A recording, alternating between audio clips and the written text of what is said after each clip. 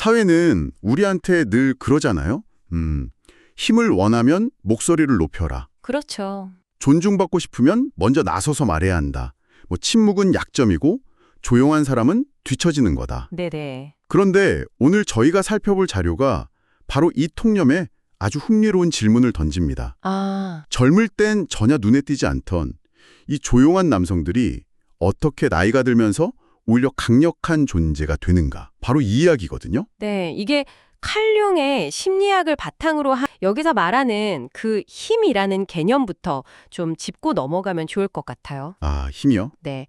이게 뭐 남을 지배하고 통제하는 그런 권력이 아니더라고요. 그럼 어떤 거죠? 오히려 외부의 어떤 평가나 시선에 흔들리지 않는 그 단단한 내면, 거기서 나오는 진짜 영향력을 말하는 거죠. 맞아요. 그래서 이번 탐구의 목표는 바로 이겁니다. 왜 어떤 사람들은 남들처럼 빨리 성공 가도를 달리는 대신에 오랜 시간 침묵하면서 자기 내면을 다지는 길을 택할까? 그리고 그 기다림이 어떻게 나중에 강력한 힘으로 바뀌는지 그 메커니즘을 한번 제대로 파헤쳐 보겠습니다. 좋습니다. 자, 그럼 조용하다는 것부터 다시 생각해 봐야겠네요. 보통 조용하다고 하면 그냥 수줍음이 많거나 내성적이다 이렇게 생각하기 쉽잖아요. 그렇죠. 흔히들 그렇게 생각하죠. 그런데 자료에서는 이걸 인정받기 위해 굳이 에너지를 낭비하지 않는 상태라고 정의하더라고요. 바로 그 지점이 칼 융이 말한 페르소나 개념과 딱 만나는 지점입니다. 아, 페르소나. 사회적 가면이요? 네, 맞아요. 세상으로부터 인정받고 또 사랑받기 위해서 우리가 쓰는 얼굴이잖아요. 그렇죠. 대부분의 사람들은 어릴 때부터 이 가면을 빨리 그리고 잘 만드는 법을 배우죠. 자신감 있고 유머러스하고 똑똑해 보이는 그런 사람이 되라고요. 그런데 조용한 사람들은 본능적으로 이걸 좀 불편해한다는 거군요. 네. 이게 뭐 반항심 이런 게 아니라 아직 내가 누군지도 잘 모르는데 어떤 역할을 연기하는 게 꺼림직한 거죠. 그쵸. 내가 아직 소화하지도 못한 정체성을 섣불리 내세웠다가 거기에 갇혀버릴까 봐 두려워하는 거고요. 아, 그래서 그들은 남들에게 보여주기 위한 외벽을 꾸미는 대신에 보이지 않는 내면의 기초공사부터 시작을 합니다. 그게 바로 조용한 힘의 출발점이군요. 네. 진짜 권위는 목소리 크기가 아니라 내적 일관성에서 나오거든요. 내면에서 자기가 누군지 아는 사람은 굳이 소리치지 않아도 그 말에 무게가 실리는 법이죠. 그 사회적 가면, 페르소나 얘기가 정말 흥미로운데요.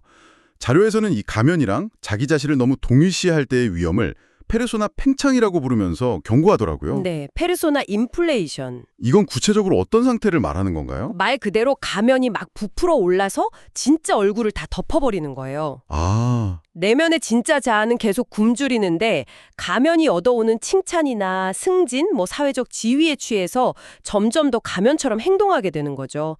내 신념이 아니라 타인의 기대에 맞춰서요. 결국 그 가면이 나중에는 감옥이 되어버리는 거군요. 맞습니다. 아, 그래서 중년 이후에 갑자기 무너지는 사람들이 생기는 거군요. 그게 그 사람이 약해서가 아니라. 그렇죠. 평생 자기한테 맞지도 않는 연기를 하느라 에너지가 다 소진돼 버린 거였네요. 와, 조용한 사람들은 바로 그 위험을 본능적으로 감지한다는 거예요. 그렇군요. 그래서 젊을 때 그들의 망설임이나 주저함이 사실은 약점이 아니라 자기 자신을 지키기 위한 일종의 보호장치였던 셈이죠. 하지만 그게 정말 위험을 감지하는 보호 본능일까요? 아니면 그냥 사회적 경쟁에서 오는 불안이나 두려움을 합리화하는 것일 수도 있지 않을까요? 그 둘을 어떻게 구분할 수 있죠? 굉장히 날카로운 질문인데요. 초기에는 그 둘을 구분하기가 거의 불가능합니다. 본인조차도요. 아, 정말요? 네, 하지만 시간이 지나면서 드러나죠.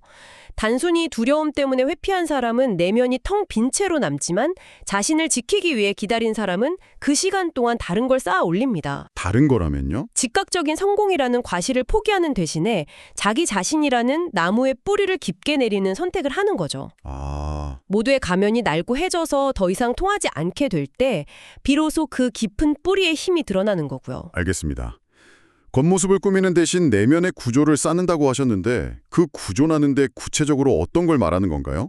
손에 잡히는 이력서나 자격증 같은 건 아닐 텐데요. 그렇죠. 눈에 보이지 않는 심리적 자산들인데요.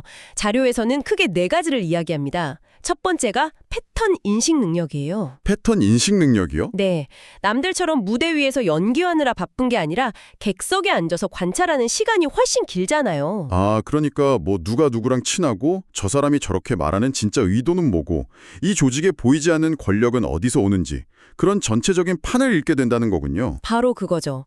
개인이 아니라 시스템이 어떻게 돌아가는지를 꿰뚫어 보게 되는 거예요. 그렇군요. 그리고 두 번째는 감정 조절 능력입니다. 감정 조절요. 네, 모든 감정을 즉각적으로 드러내지 않는 습관이 있잖아요.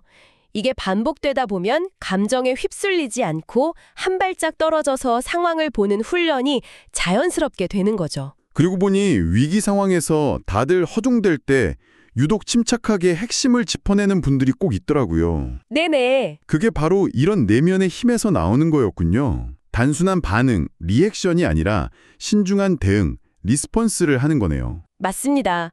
그 침착함 자체가 위기의 순간에는 엄청난 영향력이 되죠. 네. 세 번째 자산은 지연된 반응입니다. 지연된 반응. 네, 대부분의 사람들은 불확실하거나 불편한 상황을 빨리 끝내고 싶어서 성급하게 결정을 내리거든요. 맞아요. 불안하니까요. 그런데 이 사람들은 그 불안과 불편함을 더 오래 견디는 힘이 있어요. 상황이 스스로 모습을 드러낼 때까지 기다릴 줄 안다는 거네요. 급하게 아무거나 하기보다는 차라리 아무것도 하지 않으면서 명확해지기를 기다리는 쪽을 택하는 거군요. 그렇죠. 돌이킬 수 없는 실수를 막는 아주 중요한 능력이겠네요. 그리고 마지막 네 번째는 뭔가요? 명확한 경계입니다. 경계. 네, 말을 아끼다 보니까 얘라는 말의 무게를 알아요. 쉽게 약속하지 않죠. 그래서 한 번 뱉은 말은 반드시 지킵니다. 아, 반대로 그들의 아니요 역시 아주 단호하고요. 자신의 에너지를 낭비하거나 가치를 훼손하는 일에 휘말리지 않도록 스스로를 보호하는 거죠. 이 네 가지가 바로 그들이 쌓아올린 내면의 구조입니다. 정말 흥미로운 건 지금 말씀하신 패턴 인식, 감정 조절, 신중한 판단, 명확한 경계 같은 것들이 20대 때는 잘 티가 안 나거나 오히려 좀 답답해 보일 수 있는 자질들이잖아요. 맞아요. 속 터지죠, 옆에서 보면. 그렇죠. 그런데 40대 이후의 삶에서는 속도나 화려함보다 이런 것들이 훨씬 더 중요해지죠. 신뢰와 지속 가능성이 핵심이 되니까요. 정확합니다. 결국 다른 시간표대로 살고 있었던 거네요. 그들은 뒤처졌던 게 아니라 마라톤을 위한 페이스 조절을 하고 있었던 거죠. 그런데 이 과정이 말처럼 쉽지만은 않을 것 같아요. 자료에서도 아주 고통스러운 지점을 짚어주던데요. 네. 내면이 성장하면서 사회생활의 그 게임이 너무 뻔히 보이기 시작한다는 거예요. 사람들 사이의 허세나 연극, 뭐 자리다툼 같은 것들요. 네, 그게 일종의 심리적 거리두기로 이어집니다. 내가 존중할 수도 없는 저 게임에 참여해서 얻는 게 과연 의미가 있나? 아, 이런 근본적인 질문을 던지게 되는 거죠. 겉으로 보면 야망이 없거나 무기력해 보일 수 있지만 사실은 자기 내면의 진실성을 지키려는 처절한 싸움인 거예요. 잠시만요. 그건 정말 의외인데요. 자료에서는 심지어 내면의 가치와 맞지 않는 성공은 정신이 스스로 방해할 수도 있다고 하던데요. 네. 보통은 동기부여가 부족하거나 문제가 있다고 생각하잖아요. 그렇죠. 하지만 이건 처벌이 아니라 보호 기제에 가깝습니다.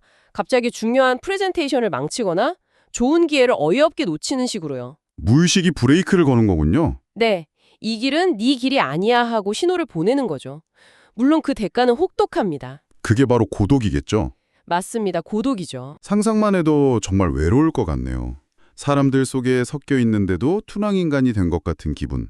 피상적인 대화는 모욕처럼 느껴지고 진짜 연결을 갈망하지만 찾기는 어렵고. 맞아요. 그 고독이 20대 후반에서 30대 초반의 절정에 달합니다. 아, 그때가 제일 힘든 시기군요. 네, 주변 친구들은 다들 직장에서 자리 잡고 결혼하고 안정적인 소속감을 얻어가는데 나만 홀로 멈춰 있는 것 같은 기분이 드는 시기죠. 이때 정말 많은 사람들이 무너져요. 무너진다는 건 결국 인정을 받기 위해 뒤늦게 시끄러운 페르소나를 채택하죠. 칼 융은 이게 그림자 원한으로 이어진다고 경고했어요. 그림자 원한이요? 네, 세상을 향한 조용한 분노, 그리고 자기 자신을 배신했다는 씁쓸함이 내면에 계속 쌓이는 겁니다. 그럼 그 끔찍한 고독의 터널을 무사히 통과한 사람들에게는 어떤 변화가 찾아오나요? 자아 해체라는 조금 어려운 단계를 거치게 됩니다. 자아 해체. 더 이상 외부의 인정이나 평가로 자신을 정의하지 않게 되는 거예요. 누가 칭찬한다고 해서 막 들뜨지도 않고 누가 비난한다고 해서 무너지지도 않아요. 내 가치를 결정하는 키를 타인에게서 완전히 회수해오는 순간이군요. 바로 그겁니다. 그때부터 침묵은 결핍이나 부재가 아니라 그 어떤 것에도 흔들리지 않는 아주 편안하고 안정된 상태가 되는 거죠. 자, 그럼 그토록 오랜 시간 쌓아온 힘이 드디어 발현되는 순간이군요. 구체적으로 어떤 모습으로 나타나나요? 갑자기 막 자신감이 넘치는 외향적인 사람으로 변하는? 그런 건 아닐 것 같은데요? 전혀 아니죠.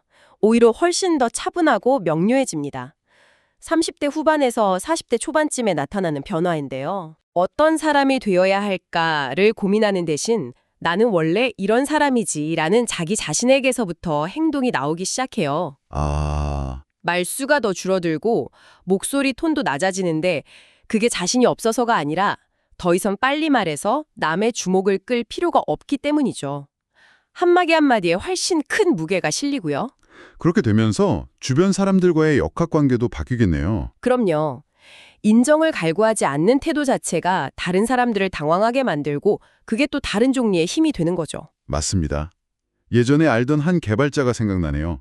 다들 승진에 목맬 때 그분은 그저 우아한 코드를 짜는 데만 집중했죠. 네. 그런데 막상 큰 위기가 닥치니까 안절부절 못하던 관리자들이 갑자기 조용해지더니 그분만 쳐다보더군요. 와. 그 순간 그분의 조용한 권위는 어떤 직함보다 강력했습니다. 그들의 게임에 참여하지 않으니까 결국 새로운 규칙을 정의하게 된 거죠. 칭찬이나 비판에 흔들리지 않는 말 그대로 매수할 수 없는 존재가 되는 거네요. 네, unbuyable이라는 표현을 쓰더라고요. 그런데 이 모든 과정을 거치고도 마지막 관문이 남아있다고 하더군요. 씁쓸함이라는 감정이요. 네, 마지막 시험이죠. 과거를 돌아보면서 내 시간은 낭비됐어. 나는 너무 느렸고 너무 주목받지 못했어. 라고 결론 내리고 싶은 유혹입니다. 아, 그럴 수 있겠네요. 만약 이 서사에 갇히게 되면 애써 쌓아올린 모든 힘이 결국 원망과 후회로 굳어버리게 돼요. 그럼 그 함정을 피하려면 어떻게 하는 건가요? 과거를 재해석하는 거죠. 재해석이요. 네. 내가 겪었던 지연은 성급한 결정으로부터 나를 지켜준 보호막이었고, 고립은 내면을 다질 수 있었던 준비기간이었으며, 세상의 오해는 오히려 타인의 기대에서 벗어날 수 있었던 자유였다고 이해하는 겁니다. 이 재해석을 통해 비로소 완전한 힘을 자기 것으로 만들게 됩니다. 결국 진짜 보상은 세상이 주는 성공이나 명예가 아니라 내면의 일관성을 얻는 것이었네요. 그렇죠. 더 이상 이외의 향후의 우의 소음에 흔들리지 않고 오롯이 자기 자신의 속도와 리듬으로 살아가는 사람이 되는 것. 그게 바로 조용한 사람들이 오랜 시간을 거쳐 얻게 되는 힘이군요. 네. 남을 이기기 위해 위로 올라간 게 아니라 자기 자신이 아닌 것들을 하나씩 덜어냄으로써 저절로 솟아오른 것에 가깝죠. 자, 오늘 저희는 진정한 권위가 목소리 크기나 이른 성공이 아니라 깊고 일관된 내면의 구조를 쌓는 데서 온다는 아주 흥미로운 아이디어를 탐구해봤습니다. 네. 이건 성장에 대한 완전히 다른 시간표를 우리에게 보여주는 것 같아요. 핵심은 이거죠.